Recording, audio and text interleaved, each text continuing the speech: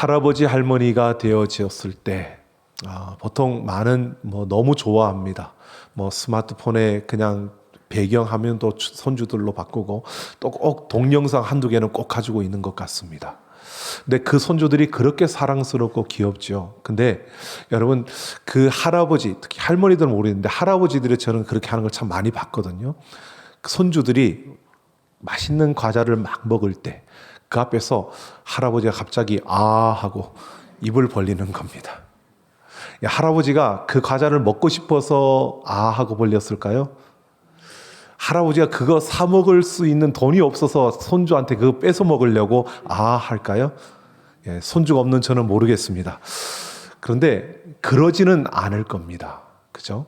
그런데 여러분, 그 아이의 입장에서 한번 우리가 생각해 보십시오. 아이는 정말 그 과자 너무 맛있어서 계속 먹고 있는데 갑자기 나를 사랑해주는 그분이 갑자기 앞에서 아 하고 입을 벌리는데 이거를 내 입으로 가져가야 될지 저 입에다 넣어줘야 될지 고민이 되는 겁니다. 그죠? 우리는 지나갔으니까 너무 오래돼서 기억이 안 나죠. 자, 이 고민이 되는데 이 아이가 다행히 그걸 할아버지 입에 딱 넣어주면 할아버지는 그게 너무 기뻐서 좋아하며 그 손주를 막 사랑스럽게 더 안아주고 내가 더 많은 걸 사준다 그러고 과자를 더 많이 사주죠. 그런데 거기까지 할아버지 입에 넣어주기까지 이 아이는 얼마나 많은 고민을 할까요? 이걸 내가 먹어야 되는데, 내가 먹고 싶은데, 내가 이거 먹어야 나는 될 것 같은데, 이건 내 건데 왜 갑자기 저 아 하고 벌리시지? 그리고 수많은 그 고민이 있었을 겁니다. 그런데 여러분, 보통 할아버지 입에 넣어주는 경우들은 3분의 1이고요 3분의 2는 자기 입에 먼저 들어갑니다. 여러분, 이걸 우리가 하나님과 우리와의 관계 속에서 한번 생각해 보십시오. 때로는 우리의 삶에요, 하나님의 자녀로 살아가는데 나도 생각지 못했던 하나님의 요구가 있습니다. 하나님께서 갑자기 우리에게 뭔가를 요구하시는데 부담스러운 요구가 있습니다. 이건 내가 정말 소중히 여기는 건데 갑자기 그걸 내놓으라고 말씀하기도 하고요. 이거 내가 정말 중요하게 여겼는데 하나님 포기하라고도 말씀하고요. 나는 이 길로 꼭 가야 된다고 생각하는데 하나님 그 길로 가지 말라고도 하고요.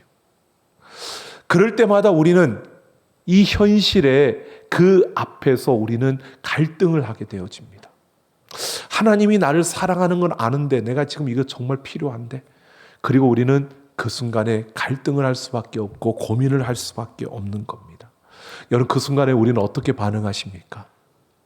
현실에 더 우위를 두고 반응하십니까? 아니면 하나님의 그 요구가 때로는 부당하게 느껴지고 때로는 현실성이 없게 느껴지고 때로는 내가 이해할 수 없는 그러한 요구에 여러분 순종하십니까? 오늘 이스라엘 백성들에게 이런 순간이 주어졌습니다.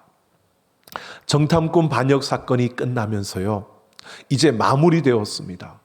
이들은 어떻게든 한번 우리가 가나안 땅에 들어가 보겠다고 그 말씀에 불순종하며 전쟁까지 했다가 패배하고 이제는 하나님이 말씀하신 대로 광야로 다시 들어가야 되는 이러한 시점에 서 있는데, 그때 하나님께서 이스라엘 백성들에게 그들이 지켜야 할 규례를 주십니다.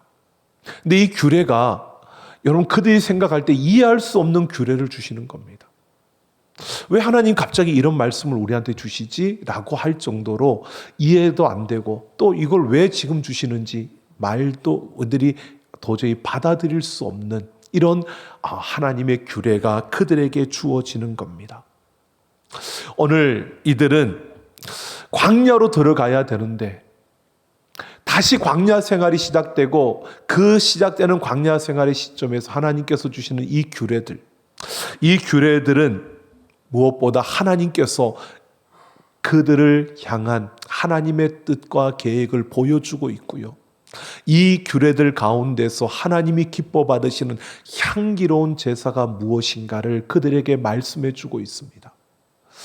이스라엘 백성들, 그들에게 주어지는 정말 이해할 수 없는 이 말씀을 그들이 받으면서요, 이들은 그 깊은 뜻을 제대로 알았는지 그것을 다 이해는 못했을 겁니다. 하지만 오늘 우리는 이 말씀을 통해서 함께 생각해 보면서 정말 하나님이 기뻐 받으시고 원하는 향기로운 제사, 그리고 이 규례를 통해서 하나님이 그들에게 기대하시고 또 그들에게 전하시는 하나님의 뜻과 하나님의 마음, 이것들을 우리가 함께 살펴보면서요, 오늘 하나님의 백성으로서 우리가 이 땅을 살아가면서 하나님 앞에 우리가 향기로운 제사로 드려질 때 오늘 우리에게 주어지는 그 아름다운 축복을 누리기 위해서 오늘 우리는 어떻게 살아가야 될 것인가를 함께 생각해 보려고 합니다.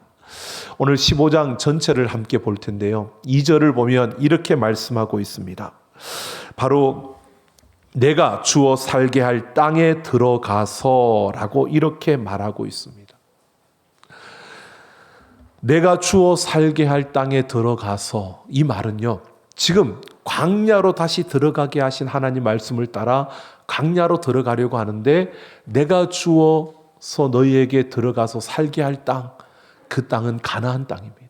지금 하나님께서 광야에서 40년 동안 그 광야를 지내고 20세 이상 된 남자들 다 광야에서 죽고, 그리고 그 백성들, 그 후세가 바로 그 가나안 땅에 들어갈 것이라고 말씀하셨습니다.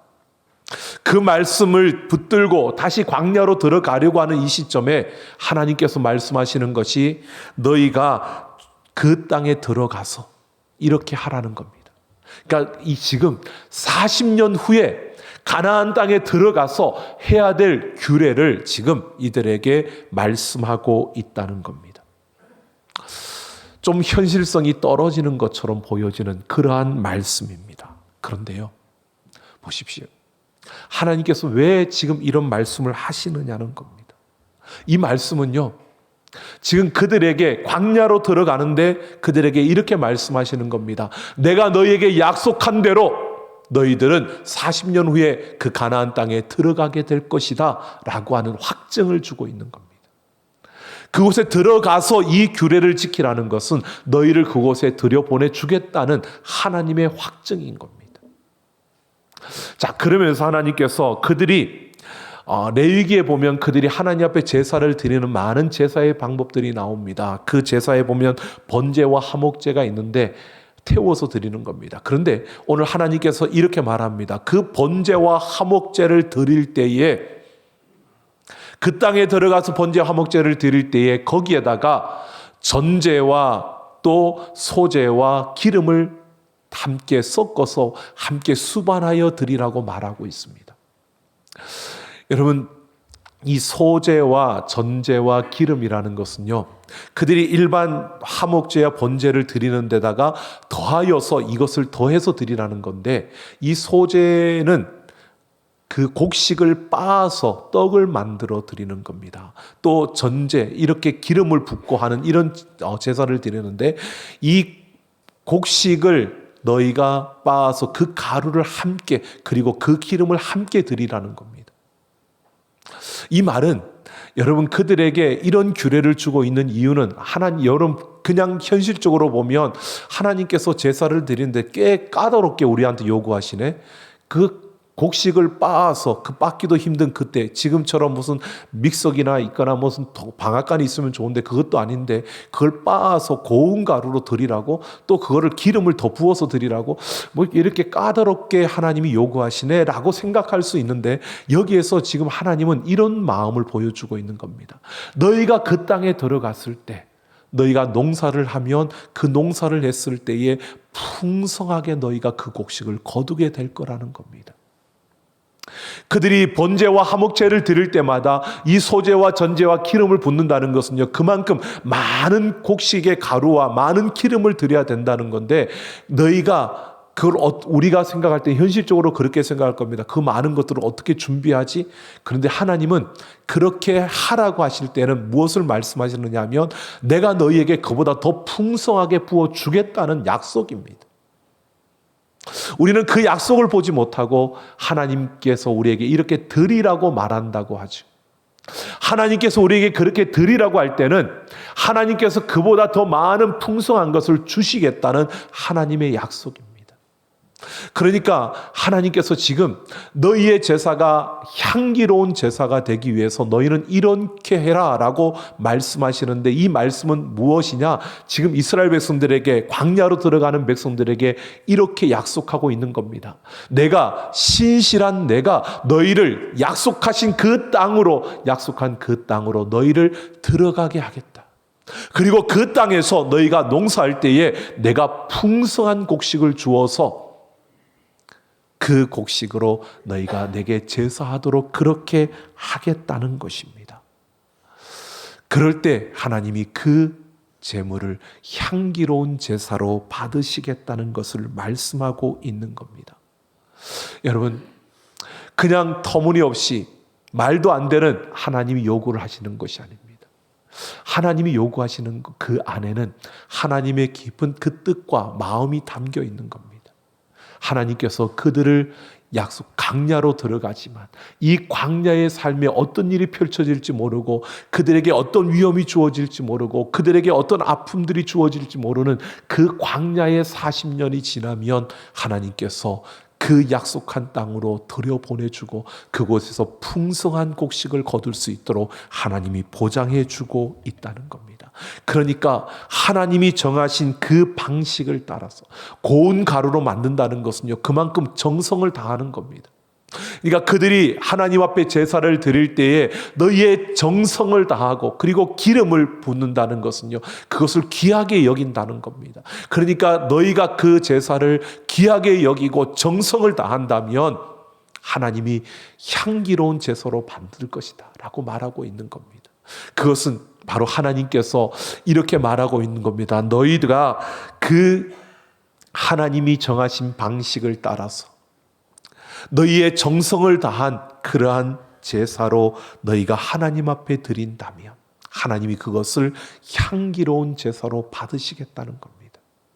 그러면서요, 17절을 보면 하나님은 또 다른 규례를 말하는데 첫 열매를 드리라고 말합니다. 여러분, 첫 열매, 우리가 지금은 한국 교회 안에서도 그런 교회들이 많이 있어요. 월상 예배라고 많이 드립니다. 매월 첫날을. 그런데 이것이 이 첫 열매에서 많이들 이렇게 따서 이렇게 하고 있는데요. 이 첫 열매라는 의미를 우리가 잘 아셔야 됩니다. 하나님께서 첫 열매를 너희가 드리라라고 하는데, 약속의 땅, 그 땅에 들어가서 농사하여서 처음 그 곡식을 거두었을 때 그것을 가지고 고운 가루를 만들어 떡을 만들어서 하나님께 거제로 드리라는 겁니다. 이 거제로 드린다는 것은 들어서 흔들어서 하나님 앞에 드려지는 겁니다. 이것은 이 모든 것이 하나님의 것이라고 인정하는 제사입니다.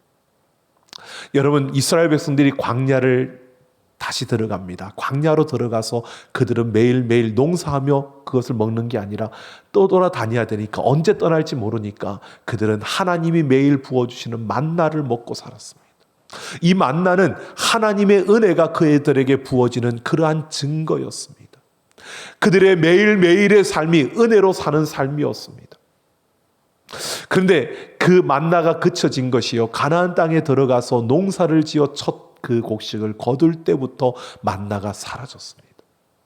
그때부터는 그들이 곡식한 것을 가지고 먹고 사는 겁니다.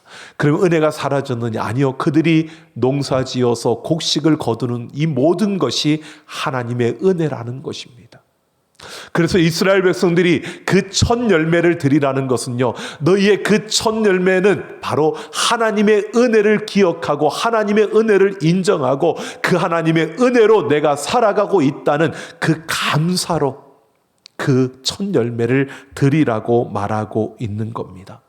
그러니까 광야에서뿐만 아니라 가나안 땅에 들어가서도요, 모든 삶의 모든 것이 하나님의 은혜 안에서 이루어지고 있다는 것을 인정하며 드리는 그 예물, 그것이 첫 열매이고, 그 첫 열매를 드릴 때 하나님이 그것을 향기로운 제사로 받으신다는 겁니다.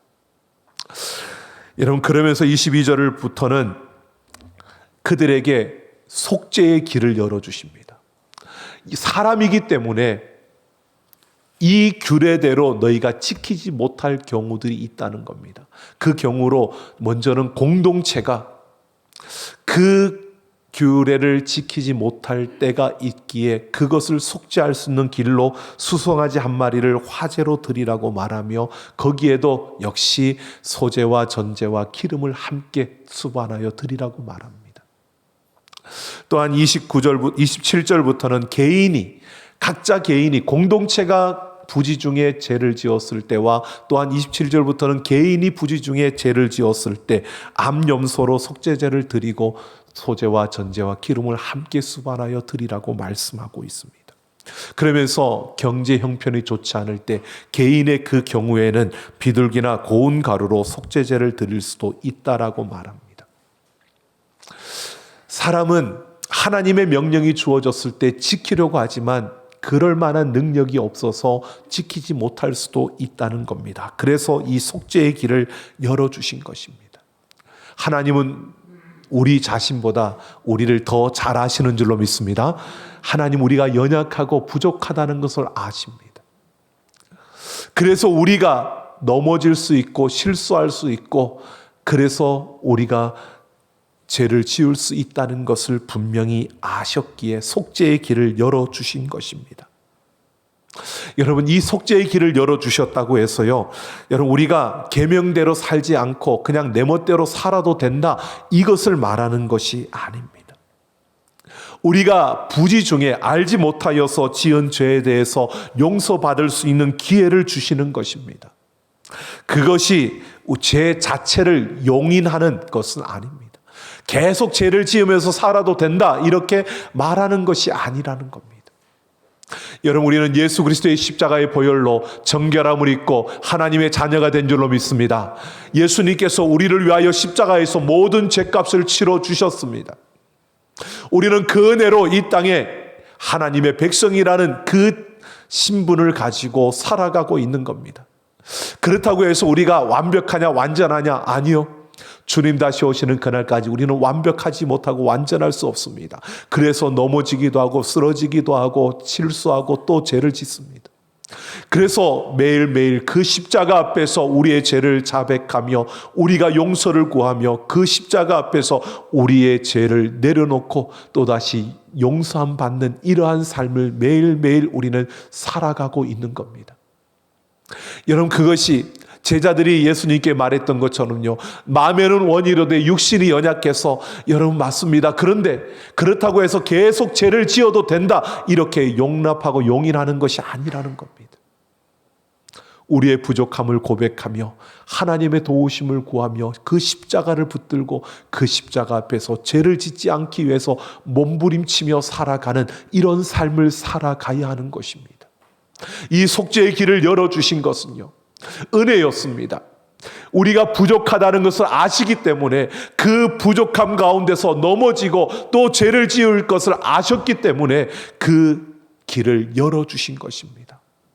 하지만 분명히 30절을 보면요, 고의로 계속해서 죄를, 그러니까 하나님이 용서해 주시니까 우리는 계속 죄를 지어도 돼 이렇게 살아가는 것은 고의로 죄를 짓는 것입니다. 그것은 하나님의 명령을 범하는 것으로 속죄제를 드려서 죄사함을 받을 수 없다고 말씀합니다. 그들은 백성 중에서 끊어지는 그러한 형벌을 받는다고 말합니다. 백성 중에서 끊어진다는 것은 하나님의 손에 의해서 갑자기 죽임을 당한다는 뜻인데요, 이것은 바로 하나님의 언약의 그 복에서, 하나님의 약속의 복에서 제외된다는 사실을 말해주고 있는 것입니다. 그러면서 그 예를 듭니다. 그 예가 뭐냐 하면요, 32절부터 보면 고의로 죄를 지은 사람이 어떤 사람이냐, 광야에 거주할 때 그들에게 있었던 한 이야기였습니다. 안식일을 지키라는 하나님의 명령을 어기고 안식일에 나무를 한 사람, 안식일에 불을 피우기 위해서 나무를 한 그를 하나님께서 안식일을 범한 것으로 여기고 그를 즉시 죽임을 당하는 이런 일이 그들 가운데 있었습니다. 이 사실을 말합니다. 안식일을 거룩하게 지켜야 했습니다.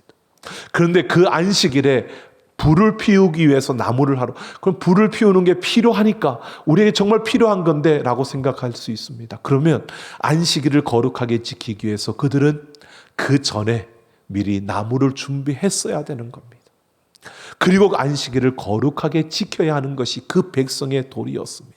그런데 그러지 않고 그냥 그전에는 자기 마음대로 자기 생각대로 자기 쾌락을 따라 욕심을 따라 살다가 안식일에 나무 불을 피워야 돼, 나무가 없네, 그리고 나무를 하러 가는 것은, 안식일을 어긴다는 것은요, 결국 무엇을 말하느냐면 하나님을 인정하지 않고 살았고 하나님을 두려워하지 않는 것이고, 하나님의 이 규례 계명을 그는 너무 쉽게 우습게 생각하며 살았다는 겁니다. 결국 하나님이라는 이름을 부르고 있고 하나님의 백성이라고 말하고 있지만 하나님을 두려워하지 않는, 하나님의 말씀에 순종하지 않는 그 모습은 결국 이런 고의로 죄를 짓는 이러한 모습임을 말하고 있는 겁니다. 그러니까 여러분, 예수님의 십자가가 나의 모든 죄를 사했어, 그러니까 나는 제 마음대로 지어도 돼, 여러분 이렇게 생각하는 것 자체가 이미 그는 십자가를 모르는 사람이고요, 예수님의 그 십자가의 사랑을 경험해보지 못한 자의 참으로 어리석은 말이라는 것입니다. 오늘 은혜로 우리에게 주어진 것이 얼마나 귀하고 가치 있는가를 우리는 잊지 말아야 합니다. 그들에게 속죄의 길을 열어주신 것은요, 그들의 연약함을 아시기 때문에 열어주신 것이지 계속 죄를 지으라고 열어주신 것이 아니라는 사실입니다. 그러면서 36절을 보면 하나님이 거하시는 이스라엘 진영을 더럽히지 않기 위해서 온 회중이 그를 진영 밖으로 끌어내어 돌로 쳐 죽였다고 말합니다. 형벌을, 죽임의 형벌을 가한 겁니다. 그런데 그러면서 이렇게 말합니다. 여호와께서 모세에게 명령하신 대로 하니라 라고 말합니다. 하나님의 말씀에 그대로 순종했다는 것을 강조하고 있는 겁니다. 여러분, 이들은 불순종해서 지금 광야로 다시 들어가는 겁니다. 그런데 지금 그가 하나님의 말씀에 불순종해서 또 그는 돌에 맞아 죽임을 당한 것입니다. 그런데 하나님께서 모세에게 말씀하신 대로 하였다라고 하는 이 말씀을 통해서요, 바로 우리가 하나님의 말씀에 순종할 때 우리는 그 복 가운데 선다는 사실을 그들이 말하고요, 우리는 더 이상 불순종하지 않고 순종하겠다는 그 의지를 보여주고 있는 겁니다. 그러면서 37절부터 이제 또 하나의 규례를 말합니다. 옷단의 그 단은 수를 말하고 있습니다. 옷단의 기에 그 수를 다는데요, 이것은 그것을 볼 때마다 하나님의 규례를 계속해서 생각하기 위해서 그것을 다는 것입니다. 그것을 볼 때마다 하나님의 계명을 생각하고 하나님의 계명을 지켜가는 그러한 삶을 살라는 것입니다.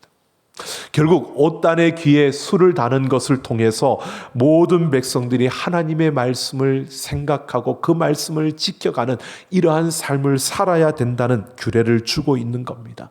그러면서 40절을 보면 그리하여 너희가 모든 계명을 기억하고 행하면 너희의 하나님 앞에서 거룩하니라 라고 말합니다. 하나님께서 이렇게 행하면, 너희가 말씀을 생각하고 그 말씀을 따라 사는 그 삶을 살아가면 너희가 거룩하다라고 말하고 있는 겁니다.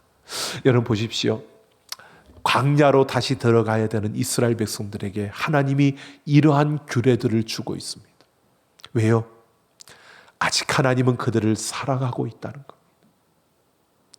그들은 우리를 다시 광야로 들어가게 하고 이 광야에서 죽게 하는 그런 슬픈 상황인데요, 그 가운데 하나님은 이들에게 아직 나는 너희를 사랑하고 있고 나는 너희에게 약속하신 대로 한 대로 너희를 가나안 땅에 들여보낼 거고 그 땅에서 너희들은 풍성한 곡식을 얻게 될 것이고 그 땅에서 너희는 거룩한 백성으로 살게 될 것이라고, 너희를 연약함을 내가 돌봐줄 것이고 그 가운데서 내가 너희로부터 향기로운 그 제사를 받으며 기뻐하고 하나님이 그들을 즐거워할 것이라고 말씀하고 있는 겁니다.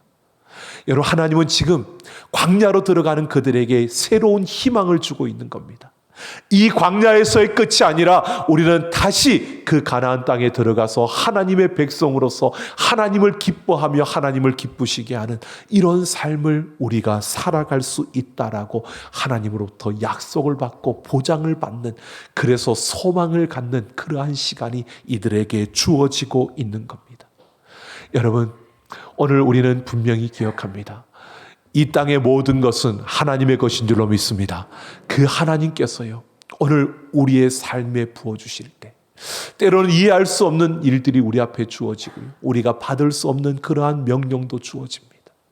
여러분, 그 현실만 보지 마시고 그 안에 숨어있는 하나님의 뜻과 사랑, 그 하나님의 놀라운 그 은혜를 우리가 찾고 그것을 발견하며 그 은혜에 감사하며 나아갈 때, 그 하나님의 말씀에 순종하며 그 축복의 조각들을 찾아 그것을 붙들고 달려갈 때, 여러분, 그것이 하나님께 영광이 될 뿐만 아니라 우리의 삶에 한없는 기쁨과 감사로 주어지는 것입니다. 여러분, 매일매일의 삶 속에서 그 하나님의 은혜, 우리에게 때로는 힘들고 어려움이 주어질 때 그 속에 품어져 있는 하나님의 사랑을 발견하고 그 은혜 가운데서 기쁨으로 살아가는 우리 모두가 되기를 예수님의 이름으로 축원합니다. 시편 50편 12절을 보면 가령 주려도 내게 이르지 아니할 것은 세계와 거기에 충만한 것이 다 내 것이미로다 라고 말합니다. 하나님이요, 내가 주려도, 내가 배고파도, 내가 굶주려도 세계와 너희에게 말하지 않을 것은 세계와 거기 충만한 모든 것이 다 내 것이라고 말합니다. 모든 것이 하나님의 것이라는 사실입니다. 여러분, 우리가 가진 모든 것들 내 것이 아니고 하나님의 것입니다. 하나님은 우리처럼 뭔가가 필요한 그러한 존재가 아닙니다. 완전하신 분이십니다. 무엇이든 모든 것을 다 가지신 분이십니다. 그러니까 우리처럼 뭔가가 필요한 그런 존재가 아니시기에 우리에게 요구하실 때는요, 여러분 기억하셔야 됩니다. 우리에게 뭔가를 요구하실 때는 필요해서 요구하신 것이 아니라 우리에게 그 사랑을 보여주고 우리에게 사랑을 요구하면서 그것을 요구하는 것입니다. 그러기에 내가 다 이해할 수 없어도, 내가 다 알 수 없어도 그 하나님의 요구에 내가 순종하며 내가 힘들더라도 그 요구를 따라 달려가면 그 안에서 우리는 내가 생각할 수 없었던, 내가 기대할 수 없었던, 내가 도저히 알 수 없었던 그 놀라운 하나님의 축복을 우리는 보게 되고요, 그 하나님의 복을 우리는 누리게 될 줄로 믿습니다. 이것이 하나님께서 우리에게 요구하시는 바로 그 순간입니다. 여러분, 한 수도원에, 중세시대 한 수도원에 그 수도원 원장에게 정말 사랑받는 한 제자가 있었습니다. 그런데 다른 제자들이 원장이 계속 그 제자만 사랑하니까 시기하고 질투하는 겁니다. 그래서 모두가 원장은 저 아이만 사랑한다고, 저 아이만 좋아한다고 그렇게 하는 불평과 원망이 컸습니다. 그러자 수도 원장이요, 어느 날 이 수도사들을 하나하나를 자기 방으로 불렀습니다. 하나씩 불러서 그들에게 새 한 마리씩을 주면서 이렇게 명령합니다.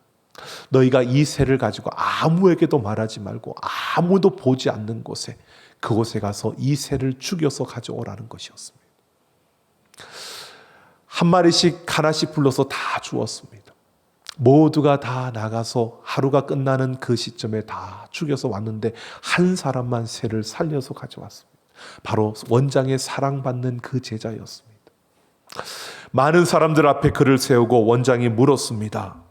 너는 왜 새를 죽이지 못했느냐? 내가 새를 죽여서 오라고 했는데 왜 죽이지 못했느냐라고 물었더니 그가 이렇게 말합니다. 내가 아무도 몰래 죽이려고 내 침실로 갔는데 거기에도 주님이 계셨고, 내가 이거를 아무도 몰래 죽이기 위해서 그 지하로 갔는데 지하실에도 주님이 계셨고, 이 새를 아무도 모르게 죽이기 위해서 산으로 올라갔는데 그 산에도 주님이 계셨고, 하루 종일 내가 가는 곳마다 주님이 계셔서 내가 죽이지 못했습니다 라고 하더랍니다. 그러자 원장이 이렇게 말했다고 합니다. 내가 저를 사랑하고 아끼는 이유가 바로 저거다 라고 이야기했답니다. 여러분, 우리 하나님은 어디든 계십니다. 여러분, 그 하나님이 나를 보고 계시기 때문에 여러분, 그 하나님이 나와 함께 하심을 인정하고 그 하나님과 함께 살아가는 그 삶을 사는 사람, 하나님이 기뻐할 수밖에 없는 인생이 아닐까요? 하나님은 내가 필요할 때만 계시는 분이 아니고요, 내가 어느 곳에 있든지 나와 함께 하시는 줄로 믿습니다.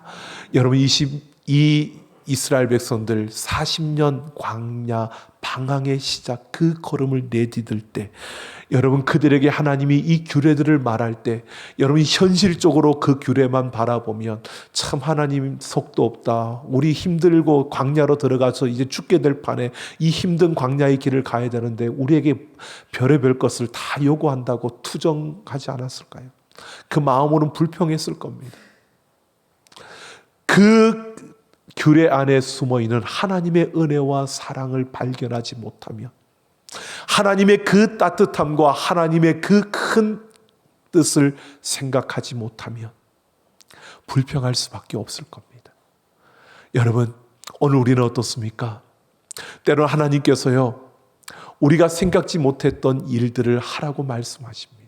그런데 그 일을 하면 내가 손해볼 것 같습니다. 때로는 나에게 아픔이 되는 그런 일을 하라고 합니다. 때로는 내가 고통스러운 그 길을 걸어가라고 합니다. 여러분, 그러지 않습니까? 왜 나에게만 이런 고난이 주어지느냐고, 왜 나에게만 이런 힘든 일이 주어지느냐고, 왜 나는 맨날 이렇게 실패하는 것 같냐고, 왜 나는 이렇게 가진 것이 조금밖에 되지 않느냐고. 여러분, 우리에게 주어지는 그 현실, 그것만 보지 마시고요, 그 안에 숨어있는 하나님의 사랑과 하나님의 뜻과 하나님의 은혜를 보십시오. 하나님께서 우리를 사랑하시고 우리를 붙들어 주셔서 우리 가운데서 하나님의 그 은혜가 얼마나 큰지를 우리에게 말씀해 주실 겁니다. 우리가 이해할 수 없어도요, 그 뜻에 순종하며 나아가 보십시오. 때로는 아프더라도 그 하나님이 요구하시는 대로 걸어가 보십시오. 그 속에 하나님의 놀라운 축복이 우리를 기다리고 있습니다. 광야와 같은 세상, 매일매일 여러분, 우리는 그 광야에 설 때 힘들고 어렵지만 여러분, 하나님의 말씀에 순종하며 그 고통과 아픔 너머에 하나님의 축복의 조각들을 찾아서 그 축복의 조각들을 맞추어 보십시오. 하나님의 놀라운 은혜가 우리 안에 있습니다. 하나님의 놀라운 축복이 우리 가운데 있습니다. 그 은혜 안에서 축복의 조각들을 찾아내며 날마다 기뻐하며 하나님께 영광이 되는 삶을 사는 우리 모두가 되기를 예수님의 이름으로 축원합니다. 우리 함께 찬양하겠습니다.